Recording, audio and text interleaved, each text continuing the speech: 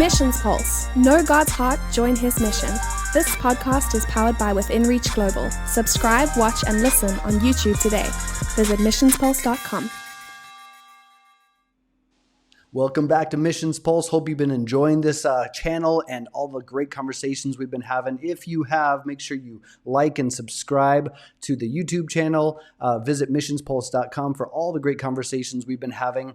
And leave a comment every once in a while. Hey, it makes me feel good. They say not to read your comments, but I'm a glutton for punishment. I'm excited about this conversation today because I recently had Ryan Martin on the show. I think it was about 7-8 months ago. And now his new book is just released and is available right now on Upstream Collective. It's available on Amazon. It's called Holding the Rope. And the whole idea here is our churches still sending missionaries and being connected to them so that they're healthy and can reach and continue to minister those that they are serving. And we're going to be tackling all these ideas. Maybe we'll even get into missionary attrition and retention. But really excited to have back with me Mr. Ryan Martin. Hey, good to see you on the show, man. Yeah, great to be back. Appreciate you having me. My pleasure. And your book is now available out in the wild on the internet. And how's it feel? Yeah, it feels great. Of course, this was a part of my Doctor of Ministry degree. And so over the course of 3 years, I've been researching and writing, and now being able to turn it into a book and a resource that I pray churches can use for years to come. It's great. It feels very pleasing and grateful to be able to see it in the wild. Yeah, in the wild. I like how you ended with that. How long did it take you then to write this book? I mean, was this an idea you had years ago? Was it months ago? How did Holding the Rope come to fruition? I think as I was beginning my doctoral studies and really trying to think about what it was that I wanted to write on, I wanted to think about something that would be practical for churches, and was really down between two different topics, one being missionary equipping, so an equipping track, or something related to missionary care. And even as I just surveyed the amount of material that was out there on both of those topics, really felt like there was not an overabundance of material that was related to missionary care, particularly as it would touch on topics of or angles from both the field, the local church, and the agency, and really how all three of those can work hand in hand to see missionary retention happen. So, yeah. Well, I noticed that in your book, there's a lot of chapter titles that have the word care in it, missionary care. And why this whole conversation? I mean, aren't missionaries like superheroes who leave their local context and go and change the world around the globe? Or, I mean, what's the idea here behind the book, that our missionaries, our churches back home still holding the rope? What is this connotation you're alluding to? Sure.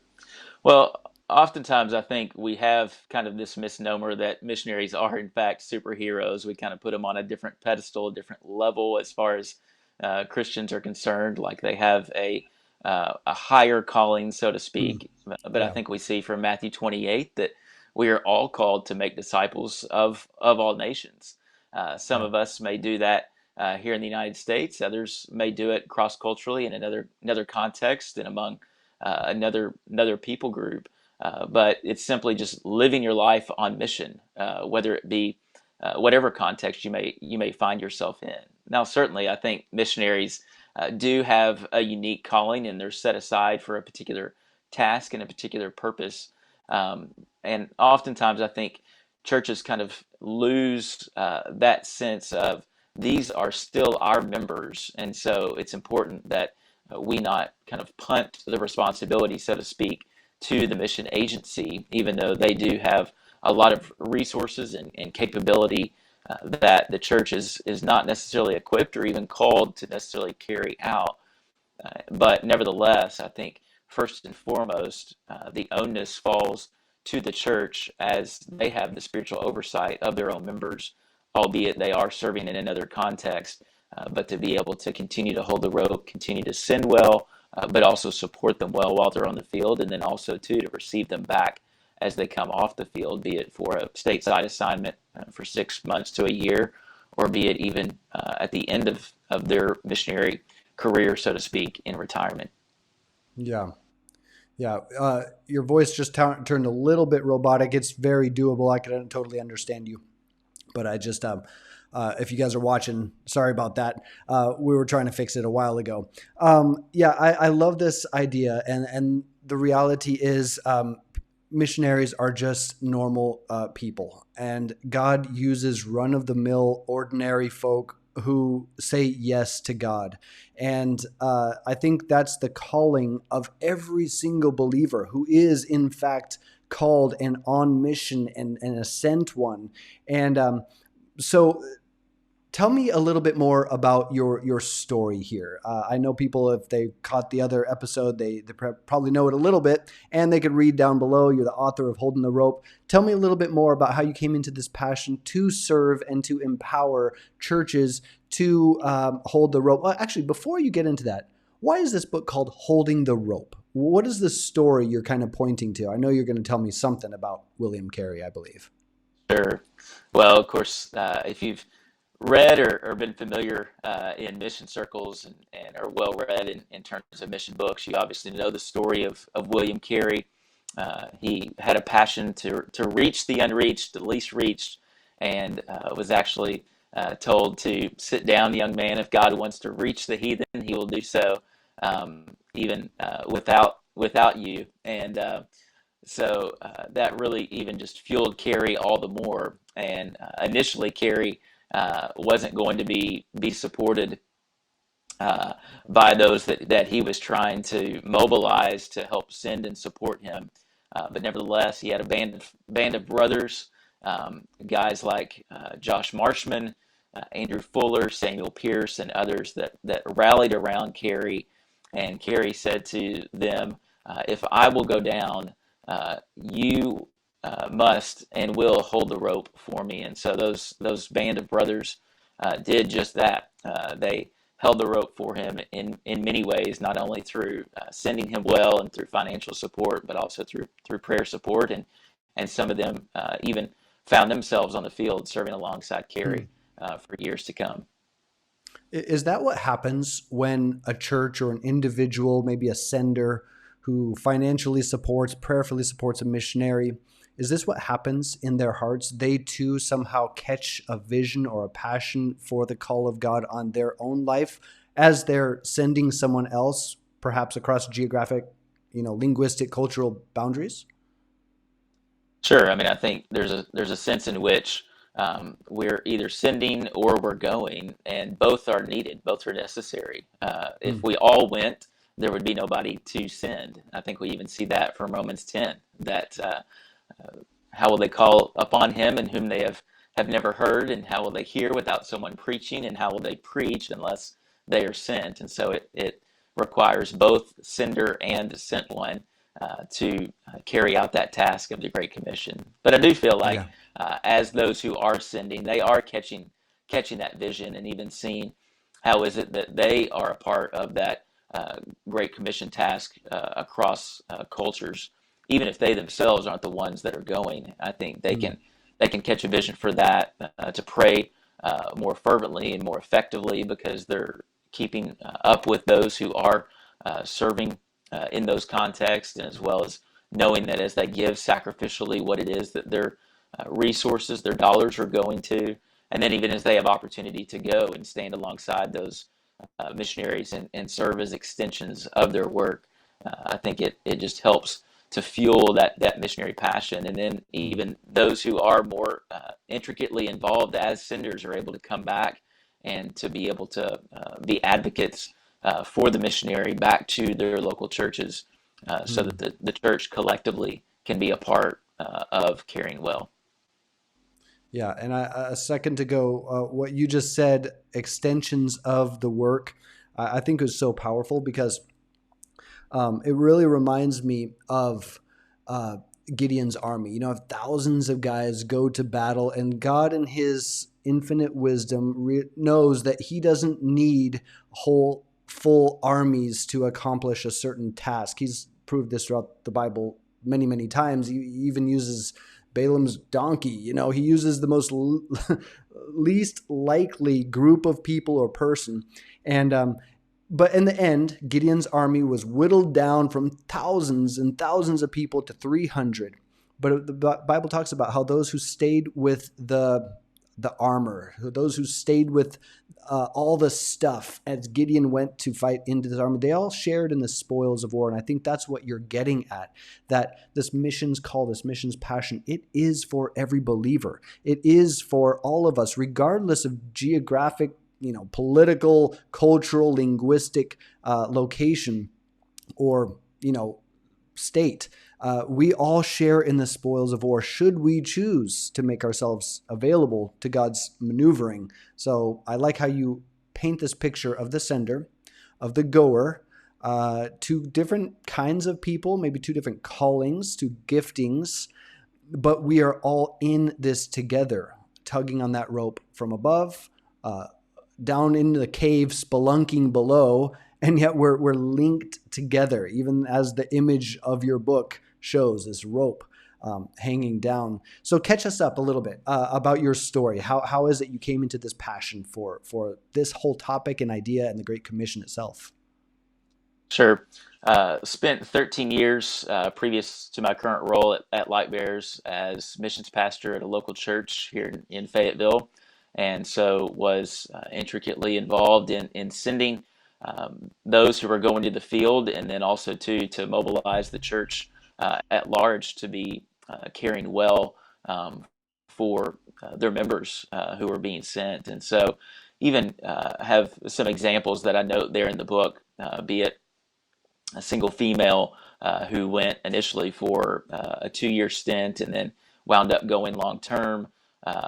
Another couple of guys who went for 6 months over to East Asia, even a young family that is still serving today in South America, and then even a empty nester couple who are in South Africa. And really kind of all of those illustrations and examples were just stories that I really was captured by, but also was tied up in to be able to help uniquely care for them in very unique ways and in very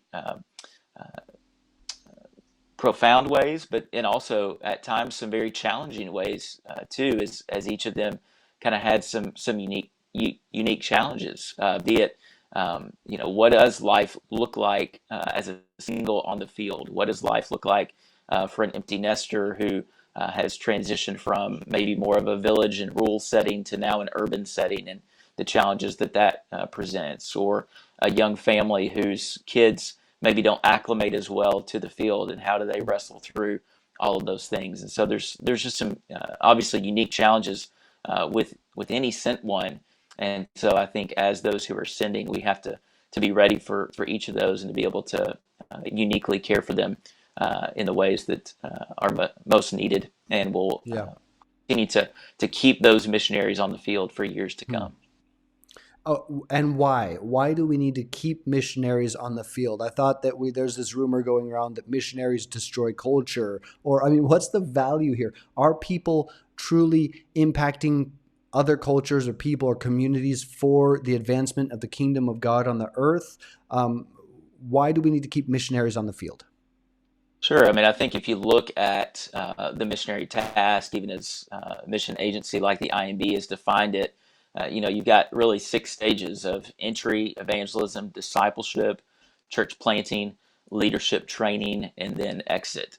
And so it's really throughout each of those stages that missionaries play a unique role. Some may be called to a particular section of that task, but nevertheless, the church needs to see that to fruition. So it's not just that we're sending missionaries for a short period of time until the gospel is heard and believed upon among, say, a particular unreached people group, but then we need to see that those new indigenous believers are discipled well, and then that from those disciples that indigenous leaders are raised up, and that a healthy church is then established such that then that church can catch the vision to be able to reach their own people and even close cultured peoples around them.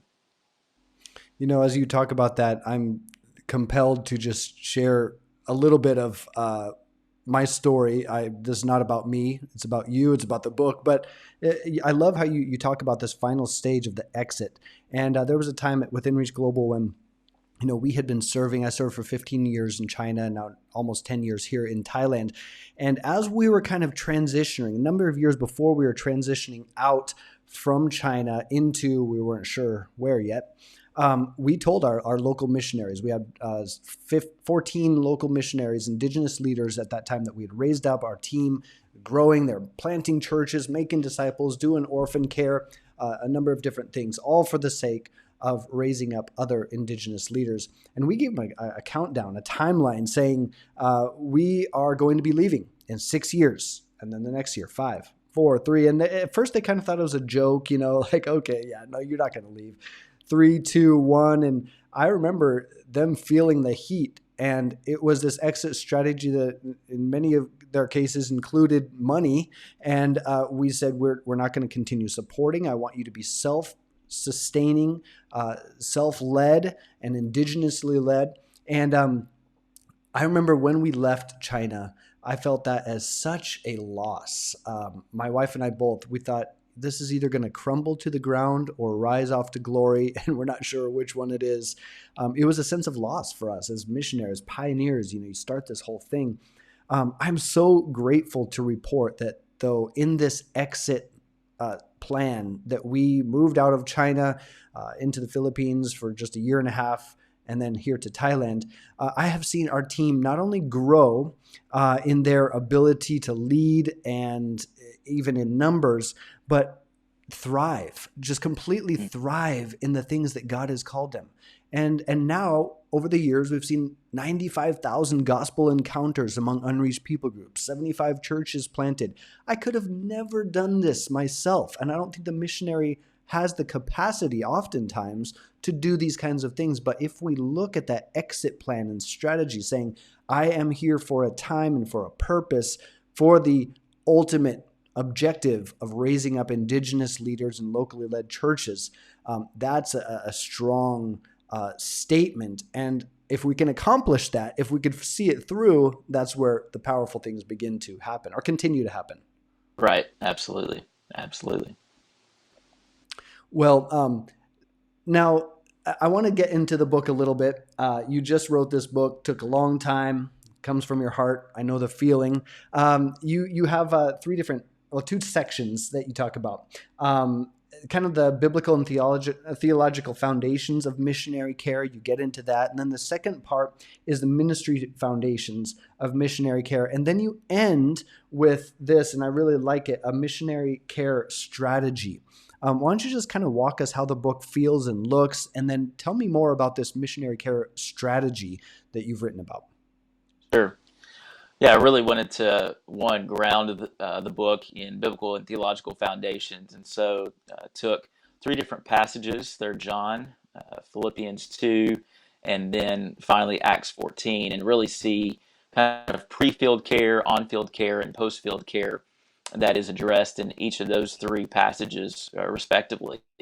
And so wanting to really help readers to understand that we are to send well, that caring well for missionaries begins even before that commissioning service in terms of understanding what our role is and really what our aim is in terms of sending, supporting, equipping, and training well as we send them off, and that we send them off well with full support as if we were sending Christ himself, because these folks are going out for, as their John says, for the sake of the name.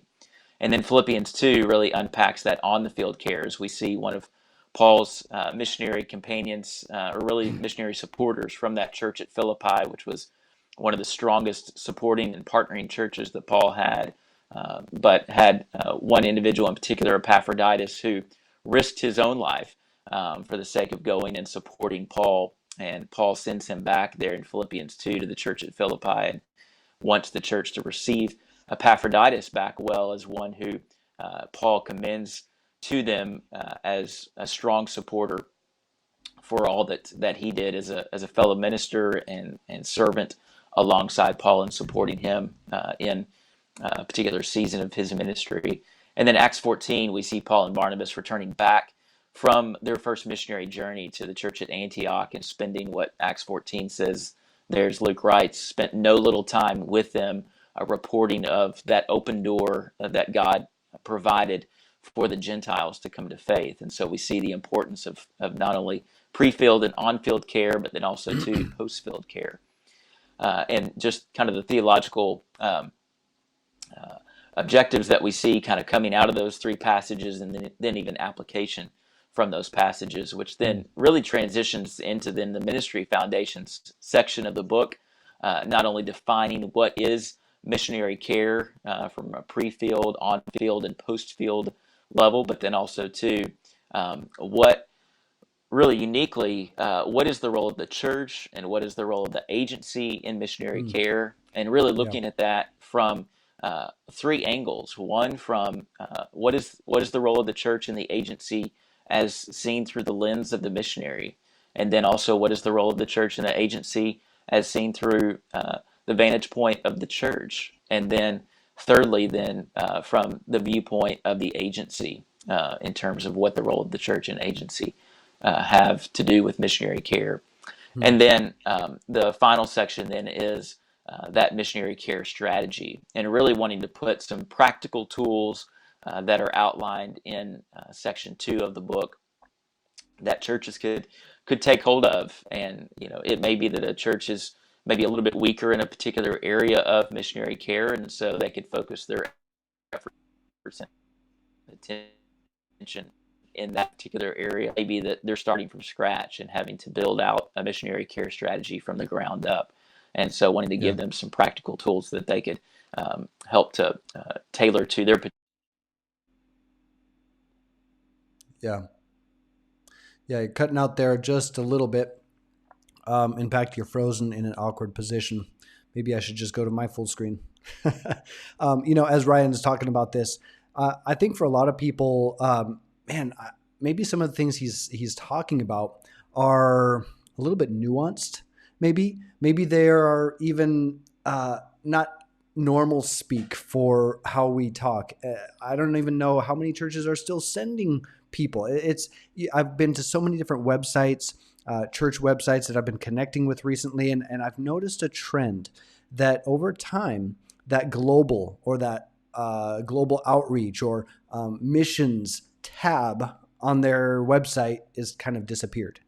And it's like we don't even focus. We focus so much on our little Jerusalems, not realizing that we cannot overlook those regions beyond. I mean, Jesus, he coupled his command in Acts 1:8 that you shall be my witnesses in Jerusalem and Judea and Samaria and then to the ends of the earth with a very imperative article and, not or, meaning can't wait until Los Angeles is completely reached 100% for Christ until you start thinking about your surrounding Judeas, your surrounding Samarias, your surrounding areas, right? You have to continue to reach out both and to those areas. And the nuances that Ryan is talking about here, I think it's not part of our vernacular anymore. So many churches have kind of abandoned this idea of the global call for the sake of the local call, when I think in fact,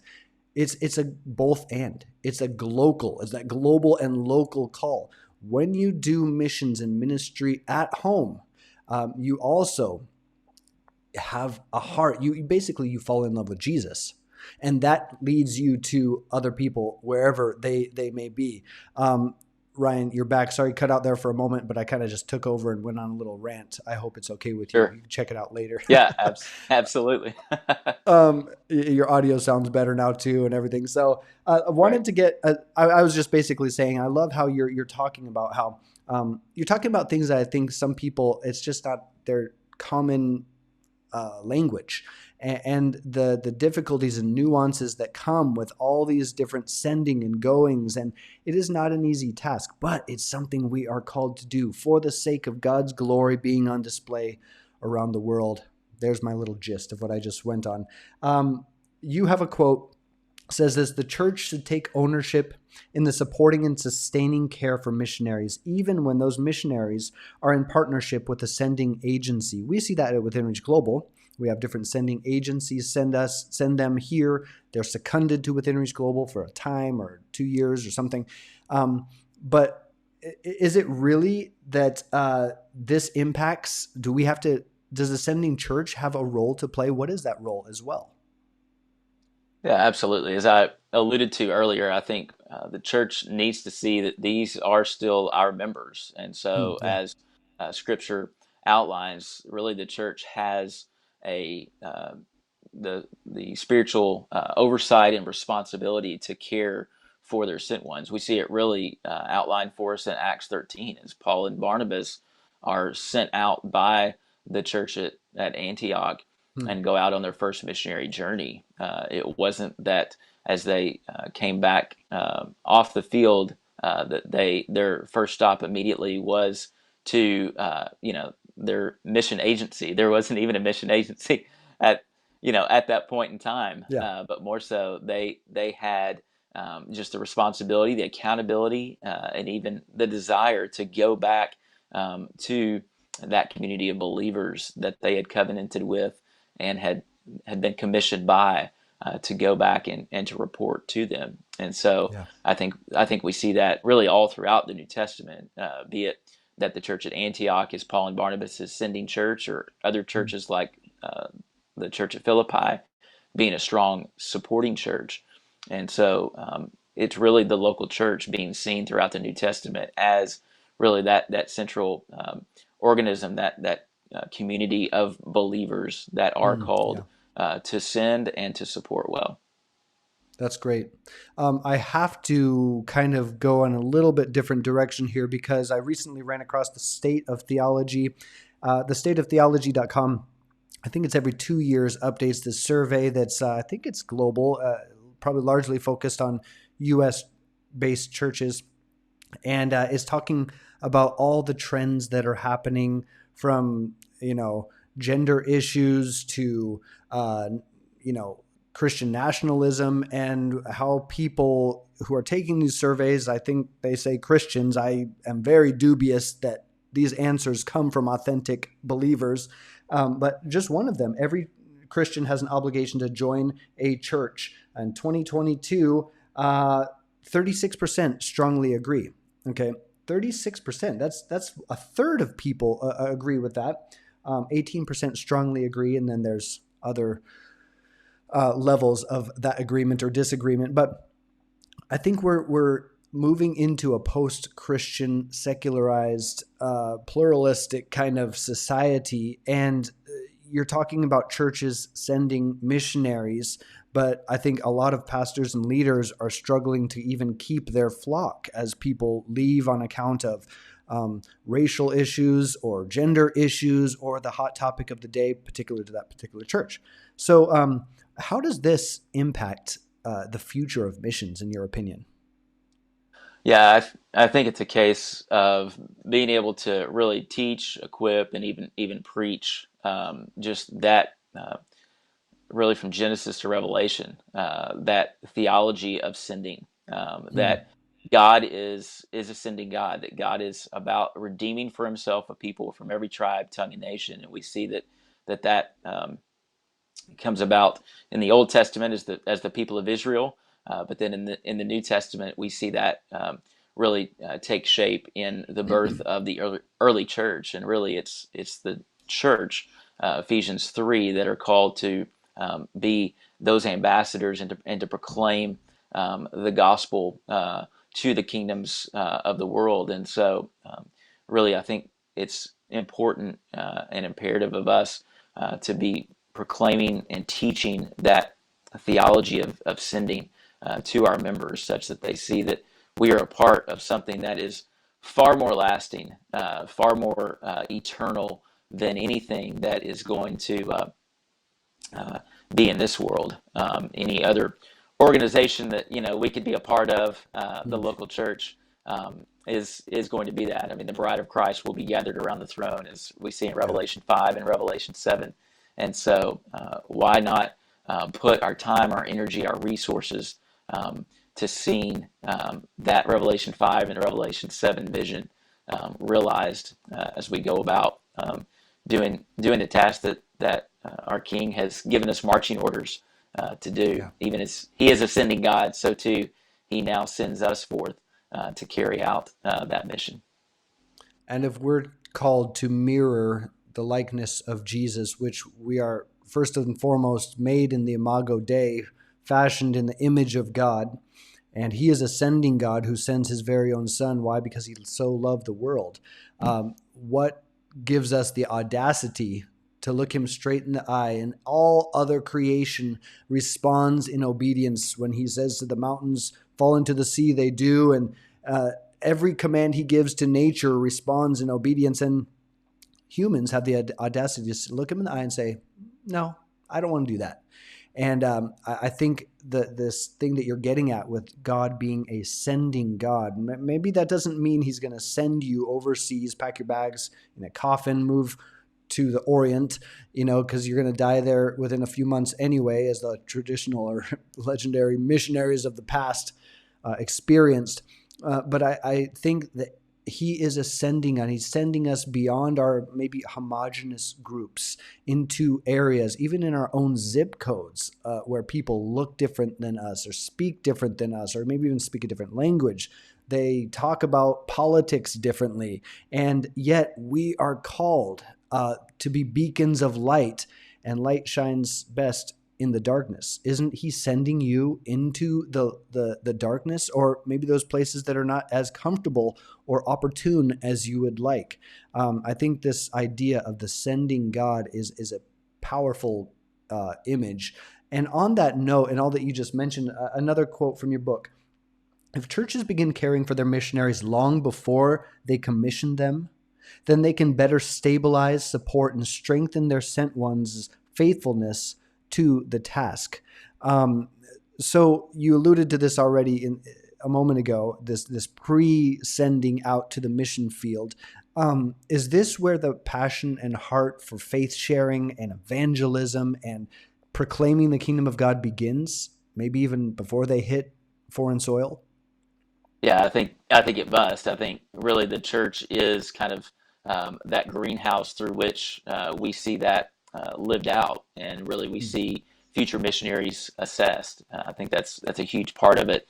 One of the things that I allude to in the second section of the book, and then even touch on in terms of the missionary care strategy that I put forth, is a spiritual development plan that will help churches to be able to assess their missionaries from physical readiness, spiritual readiness, emotional readiness, relational readiness, but then also too putting together a personal development plan of what we want our missionaries to know, what we want our missionaries to be, and what we want our missionaries to be doing. And so I think that's one of the key factors is to be able to see those future missionaries living out be doing ministry and being those who were sent out on mission, even in their local context now, such that it will just be a natural transition to be doing that as they cross cultures and have to be able to do that in unique and critically contextualized ways on the mission field, such that they've already been doing it and will just keep doing it as they get in another context.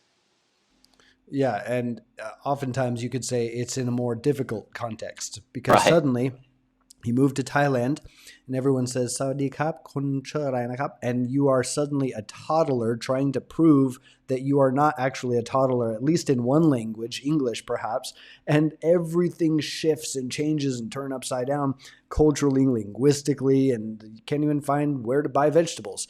And so I think this practice before the field is so vitally important. There's no magic in an airplane ride that takes you to a far off exotic location.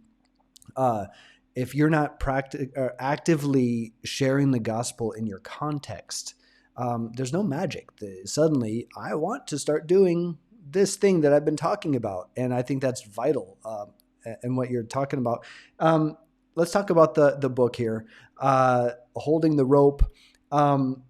What kind of sets this book apart from other books that have been written that really try to encourage that pre-field or on-field or post-field experience of a global kingdom worker, as I call them? I mean, you have Mission Smart, 15 Critical Questions to Ask Before Launching Overseas by David Fraser. You got Looming Transitions, Starting and Finishing Well in Cross-Cultural Service by Amy Young, Well Sent by Steve Barron. What kind of sets Holding the Rope by Mr. Ryan Martin apart from these books, or how do you see it as unique? Sure. I think really three ways that come to mind. One is that I really wanted to touch on all three components: pre-field, on-field, and post-field care. And so to be able to package all that in a way that was accessible for churches to see that the role of missionary care really spans all three of those particular seasons of a missionary's life and service.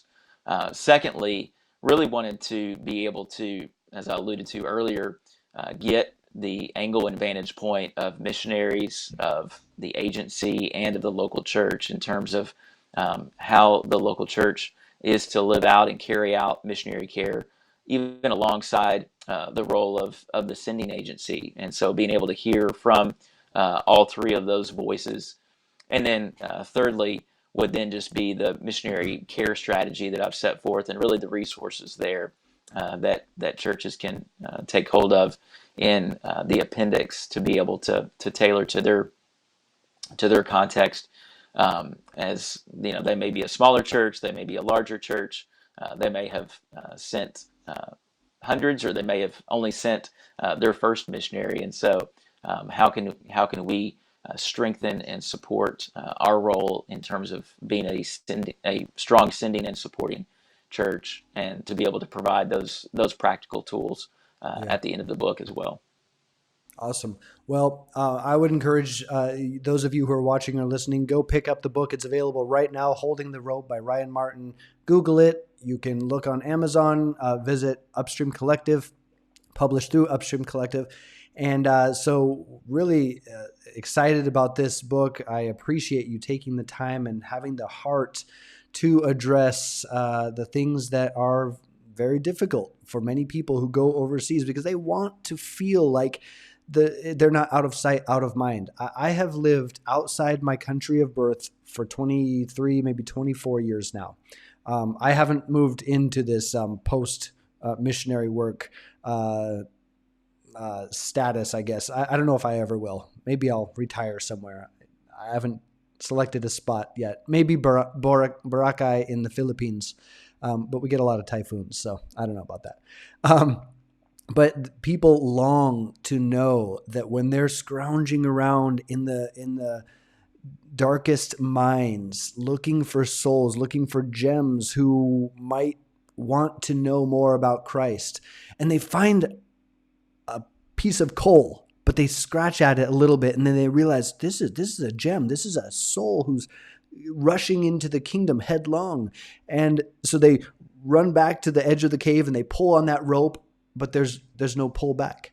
And the home church has forgotten them, or has kind of moved on to different things. Or, they get their newsletter and they mention them once a year at their missions banquet, but that's not the same as when you pull on that rope and someone is there to tug back and say, we rejoice with you, and we're sending and we're going with you.